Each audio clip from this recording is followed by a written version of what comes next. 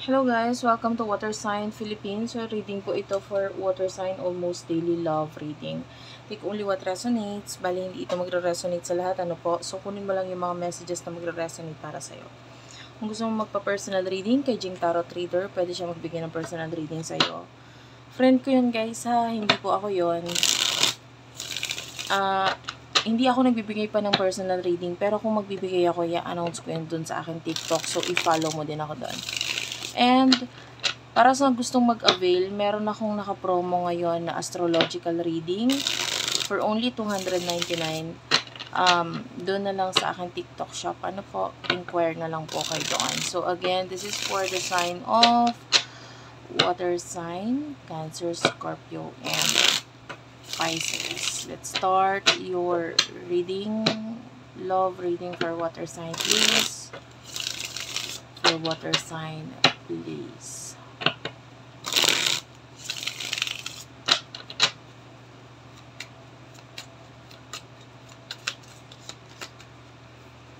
You do have here the Ace of Swords, the Tower. The Judgment is here. So, nakikita natin dito might be meron kang kung iniisip mo palang natapusin or maybe there's something here na kasi simula pa lang nag-end agad. And I don't know what that is. Pero, the way I see this with the Judgment, pwedeng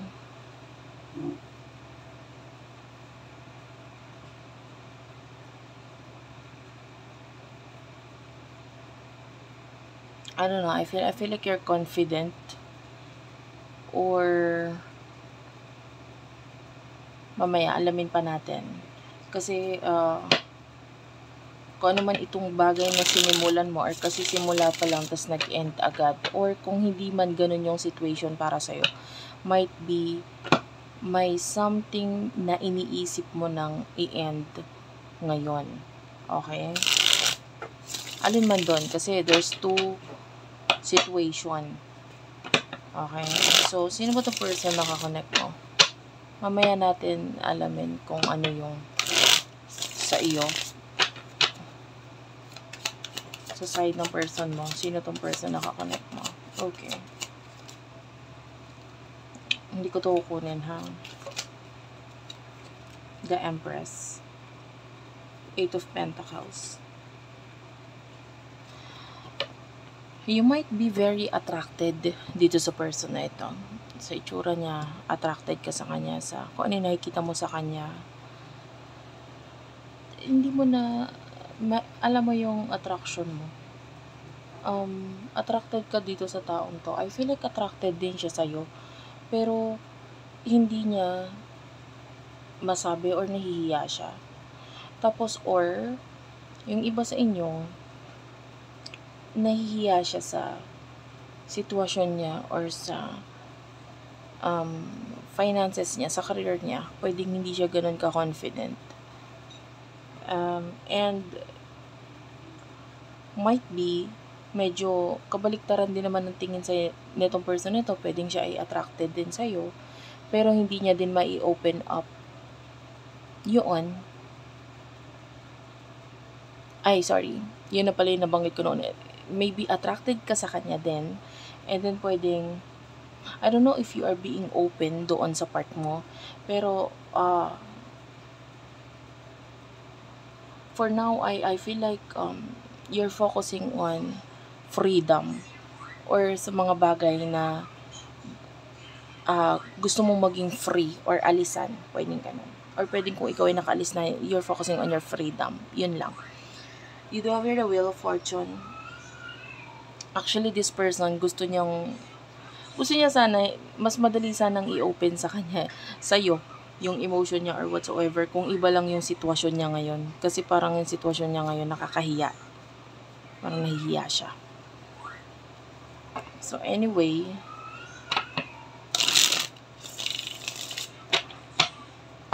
ano yung emotions niyo sa isa't isa?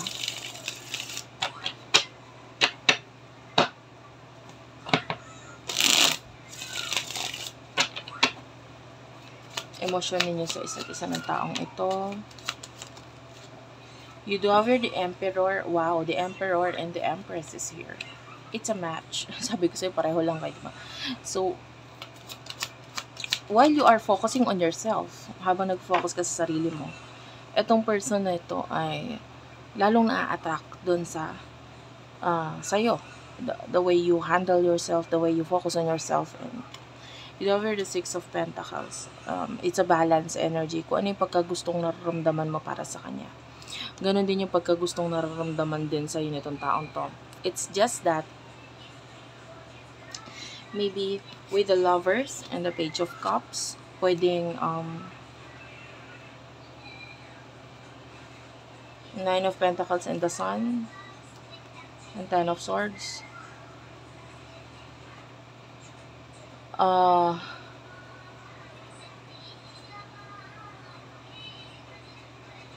Whatever you told this person in the past, ano man yung sinabi mo sa kanya in the past, I feel like nagbigay ito ng happiness para sa kanya. No?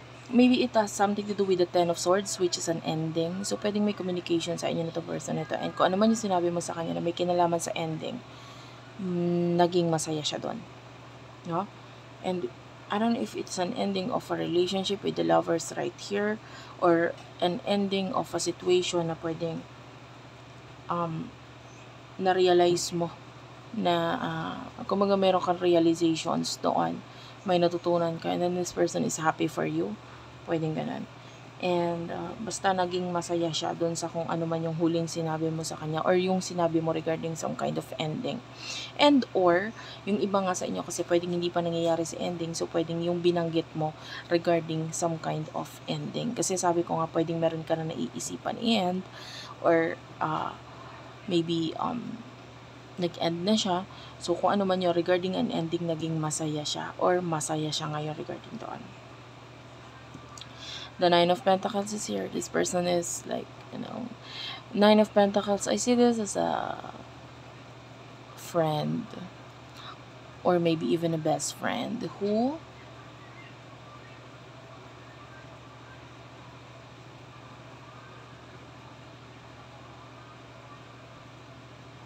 may jealousy, may selos tayong nararamdaman, but I don't know kung saan nanggagaling yung selos na yon. Pwedeng might be sa status mo, ayan, kung ano ka, kung paano mo dinadala yung sarili mo, or maybe nagsiselos siya kasi mas maganda yung buhay mo sa kanya, mas maganda yung career mo sa kanya, pwedeng ganun. Or yung selos, yung iba sa inyo, pwedeng hindi sa kanya mismo galing, but maybe yung ibang tao sa buhay niya. Okay, now let's move on to the energy dito tayo sa side mo, kasi parang hindi ka naman nakafocus. Honestly, hindi ka nakafocus dito sa person na ito. Messages para sa'yo, water sign. Tapos saka tayo pumunta sa future.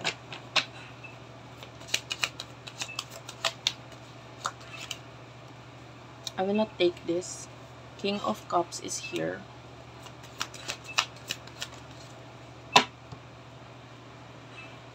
Ace of Wands and the Knight of Wands.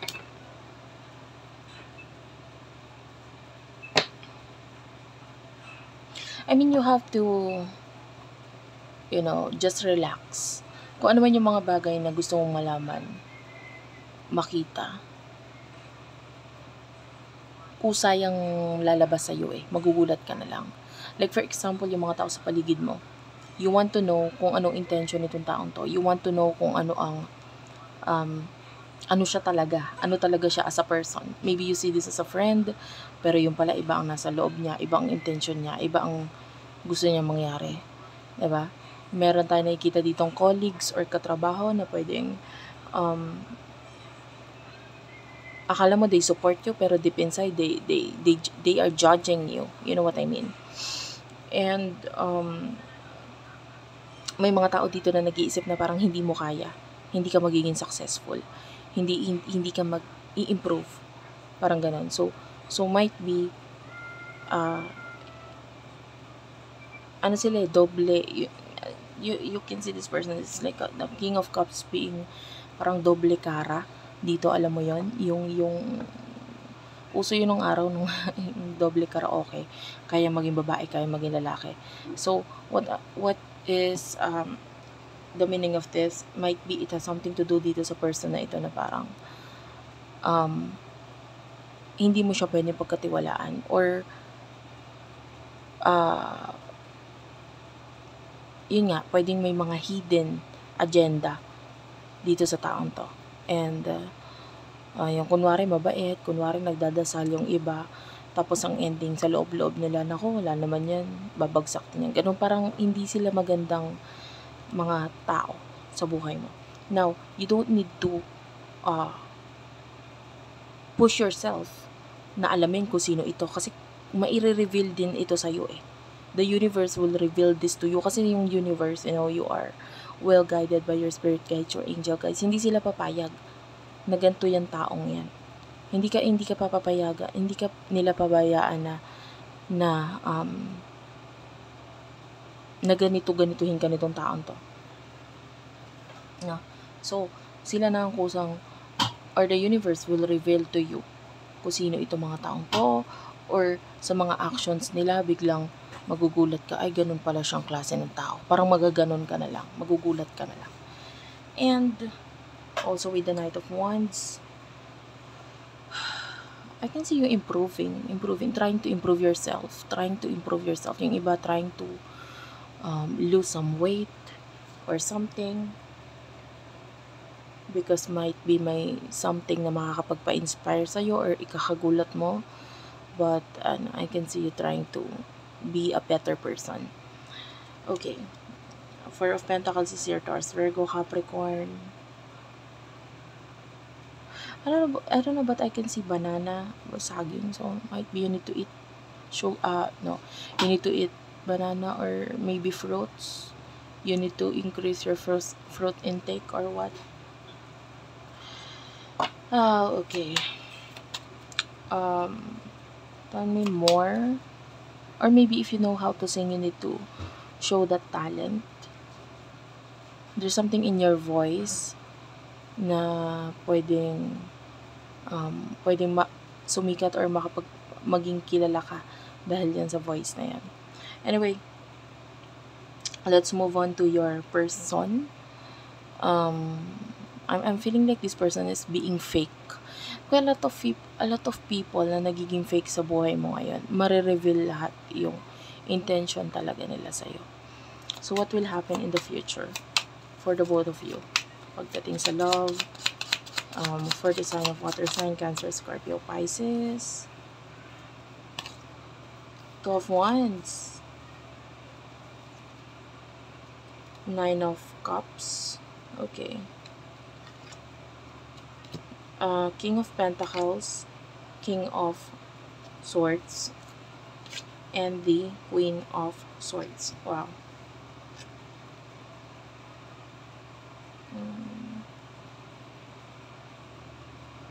Page of Swords is here. The Chariot.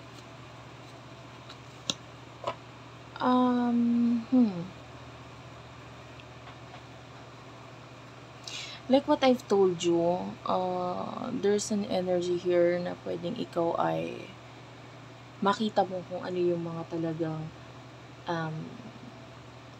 pagtingin ng mga tao sa'yo, or pagtingin mo sa mga tao, pwedeng ganun. Kahit ikaw sa sarili mo, ma-realize mo rin kung ano yung totoong naging papel mo sa mga taong ito, and also kung ano sila sa'yo. And with the Nine of Cups, I can see you celebrating something in the future. Para saan yung celebration?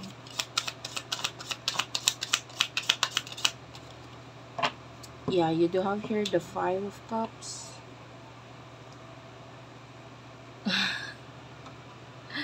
Ang weird ng energy, ang weird ng feeling. It's like pwedeng may isa-celebrate ka na something na malungkot. Di ba ang weird? Pwedeng something na malungkot na pangyayari sa'yo or sa person na ito. This is with regards to your love. Na pwedeng malungkot siya, pero in a way, pwedeng, wag na natin intindihin yan, party-party na tayo, ganito, ganyan. And some of you, maybe because you're ending something in your life, so, celebration siya, pero, ang iba, this could be a farewell party, ganon. So, celebration in a way na pwedeng magiging masaya or para sa'yo magbe-benefit ka sa ending na ito. So, parang nandun yung needs or maganda i-celebrate ko ano man yung ending na ito. So, something is going to end in your life, but, you know, the Empress is here. May nagpapakita sa akin yung reproductive organ. Some of you, maybe you have problems with your hormones. Time for you na ayusin yung regarding that. Maybe you do have PCOS. Na if hindi ako nagkakamali, may mga gamot doon. Hindi ko alam kung naku-cure siya talaga. But anyway, healthy living, healthy lifestyle ang pinaka magbe-best na makakatulong para sa'yo. And also, exercise, I guess. And just smile. You know, yung mga problema wag mo isipin. In the future, you are the King of Swords. And this is your Queen of Swords. This is your person. Guys, if this is a spiritual connection, alam mo yan kung spiritual connection to connection. Yung connection nito, there's an ending between the two of you. Okay? And ano yung ending na yun? What is the ending all about? If you're dealing with a soulmate or a twin flame, hamoy ako ng longganisa or sausage. Yeah, this could be a reading. Ano ba yun? Longganisa, sausage, hotdog, parang gano'n. Sorry about that. Hindi ako masyado magaling sa luto. So, medyo hindi ko ma-pinpoint kung ano yun. Basta something na parang gano'n. Parang malapit dun. Ace of Pentacles. Oh, wow. This is the 10 of Pentacles and the Ace of Pentacles. Clarify the Ace of Pentacles and 10 of, and 10 of Pentacles. That is actually 1, 10. At nagsimula siya sa 10, tapos may 1. So, maybe there's an ending in the past, or may nag-end in the past sa inyo, but there's another new beginning sa inyo. Maybe it has something to do with money. So, might be in the past, may nag-end sa inyo nitong taong to, maybe partnership, or maybe, more on material na bagay. And then, I can see a new beginning with regards to dito. Pwedeng magkakaroon ng rebirth or pagbabalik, or maybe new beginning na iba naman. So, pwedeng kung kayo ay magka-business partner in the past, pwedeng nag-end yun, and then there's another new beginning for you. Okay? This is with regards to those soulmates and twin flames energy, ha? Itong part na ito, kung hindi ka nakaka-relate sa part na ito, wag mong kunin. You do over the Star and the Five of Wands, big change, guys. And I can see a lot of growth for you sa inyong dalawa. Soon enough with the Star, may mga bagay kang marireveal sa sarili mo or hindi mo alam na meron ka. And then, meron din naman siyang maire-reveal sa'yo na hindi niya rin alam na meron siya. So, it's like a combination or partnership na magiging benefit. Magbe-benefit kayo pareho kasi maipapamalas ninyo or mailalabas ninyo yung talagang kagalingan ninyo. Talents, etc. For those of you na may mga third-party situation, I don't know, I can see third-party situation, may other people na involved. Tell me about this. The Chariot is here, and the Knight of Cups. Two of Swords is here. It's like a decision. The Seven of Cups, and the Seven of Wands is an angel number 77. So, nakikita natin dito na maaaring you might feel like na parang hindi ko na kailangan yung third person na yon. And if this is your person na may kakonect na iba, pwedeng maramdam, nakamoy ako ng insenso, this could be a reading. Anyway, pwedeng ikaw ito na parang iniisip mo, ay hindi ko na kailangan to eh. Anytime pwede ko nang alisan to. Magdidesisyon na ako, parang ganun. Or kung sa side mo yung kung sa side niya yung third person, ganun din yun nasa isip niya. Yung parang, anytime kaya ko nang alisan to, hindi ko na to kailangan. I know what I want now. the Chariot and the Knight of Cups. So I feel like this person will be back in your life, and nakakita tayo ng happy comeback. Okay? Babalik siya, and I can see a possible offer, a possible new beginning or rebirth sa inyong dalawa. Thank you for watching. I love you all, and bye-bye.